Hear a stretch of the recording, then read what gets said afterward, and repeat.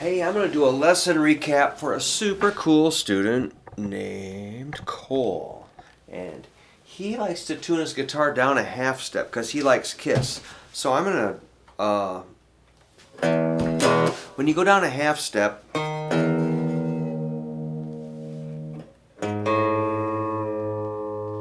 every string goes down.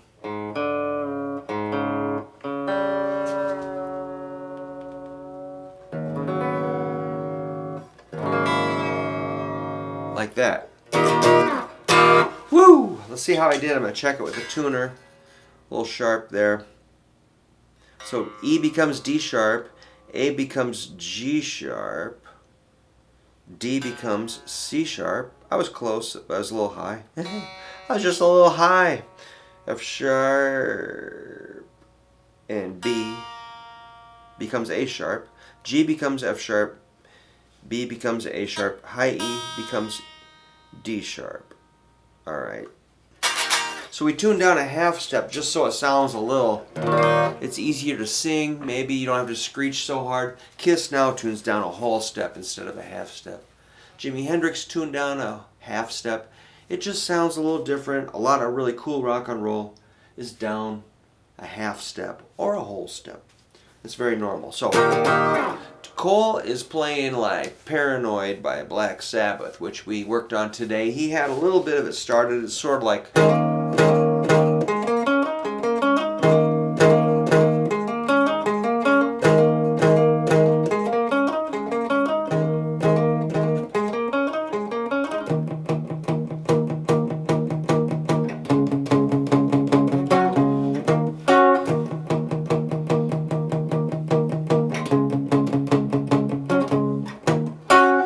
I call that the splat. So I'm going to put some overdrive on that.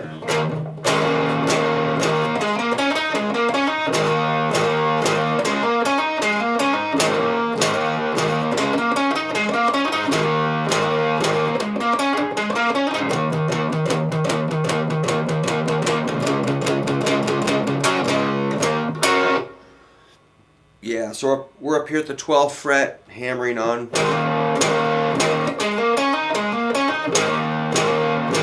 So it's an E5 power chord hammering on. That's a 12 and a 14. I'm laying my index flat on the two 12s and hammering on with the ring finger to the 14th fret of the 5th string. I think those are hammered on. That's a 12, 14, 12, 14 on the A string to the D string. 12, 14, or 12 to 14, same thing on the D string.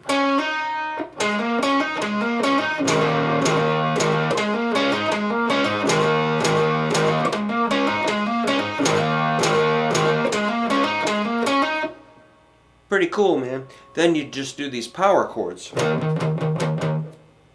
E5 is 12 and 14, and you're chugging. I like to palm mute, where you mute with the side of your hand at the bridge.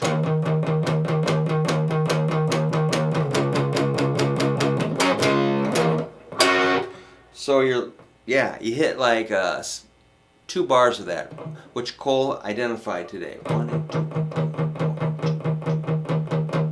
So that would be 16 downstrokes, but that's 2 measures of eighth notes. 1 and 2 and 3 and 4 and 1 and 2 and 3 and 4 and then we take it 2 frets that way to D5, which is 10 and 12. Gonna hit that for 1 measure, which is 1 and 2 and 3 and 4 and 8 strums. Then you jump over to same shape, same frets, 1 string over, hit it once. That's G5. It's a 10 and a 12, back to D5, 10 and 12 on the 2 big strings, back to E5. E5 is 12 and 14. So memorize those chord names. I don't mind telling you what they are. I don't want to lose anybody, but you should really know those chords.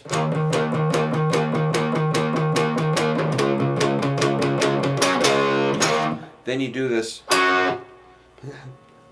That's your index finger laying flat on the 2/12s of the D and G strings, the fourth and third strings, and then you just hit it once.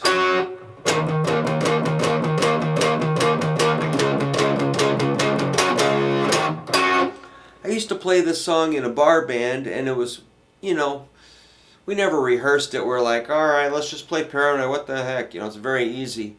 No rehearsal. Like, whatever, man. And we just kind of changed it up and jammed on it, whatever. One guy sang it pretty good.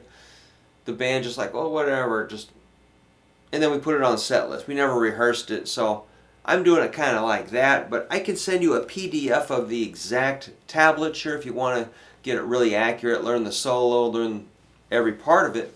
We can do that. Let me know. Email me at hooverguitar@yahoo.com. I will email it to you quickly. Another thing that Kole, I want him to do is get his E blues scale. I've given him probably like 20 or 30 papers about the E blues scale over the time we've worked together. He knows a little bit. He can go like.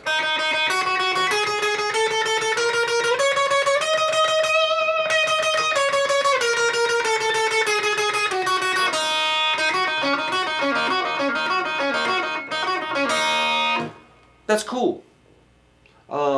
Good. So that was a 0, 3, 5, 6, 7, 10, 12. And I was doing down up picking. So, you know, a lot of my students are kind of like,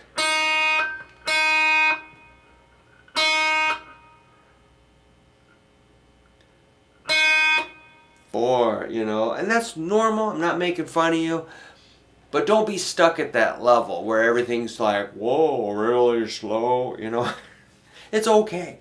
But I want to get you where you can be a little more fluid. I'm not pushing you to play all fast and sloppy, but I am going to push you to push yourself a little bit and start increasing that speed. So, you know, if you're sounding about the same as you did like 4 years ago,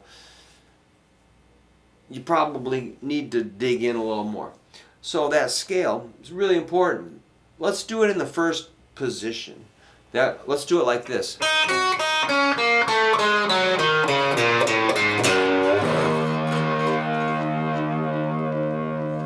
Whoa.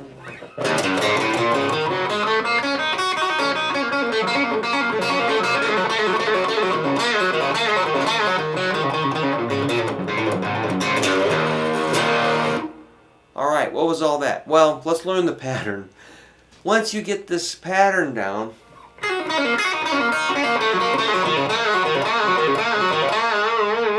you can do some of that wanky cranky jamming.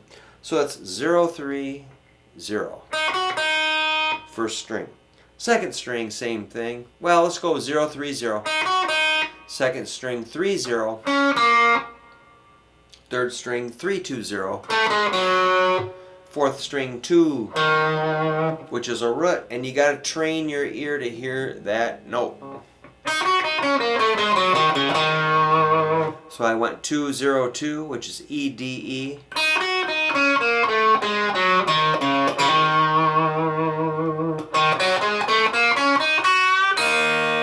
Man, that sounds cool.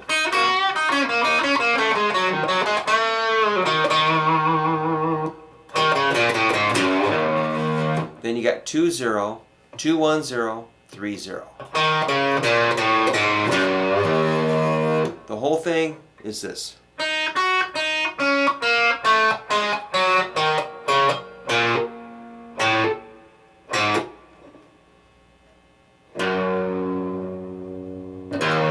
So even by slowing it down, it sounds kind of evil.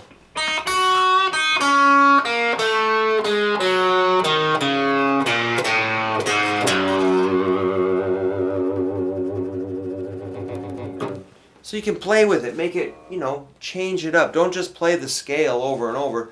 Make it cool. Stop on one note and say, wow, are you sure that's right, Brook? That note sounds kind of twisted and warped and wicked and wrong. And like, correct, it's a flatted fifth. That's what it does. I was doing some hammer-ons and pull-offs. That's a 0-1-0. On the 5th string, hammer-on, pull-off. You could do...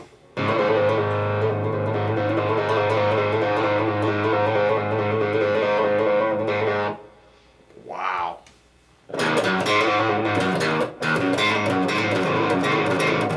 So, but you don't just play the scale over and over. You make it into something cool. That's the challenge. First challenge is, can I get you to try the scale? Second challenge is, can you remember the scale? Third challenge is, will you practice the scale? Now, fourth challenge is, will you do something creative with it? Will you twist it and warp it into something new and exciting? I think you can.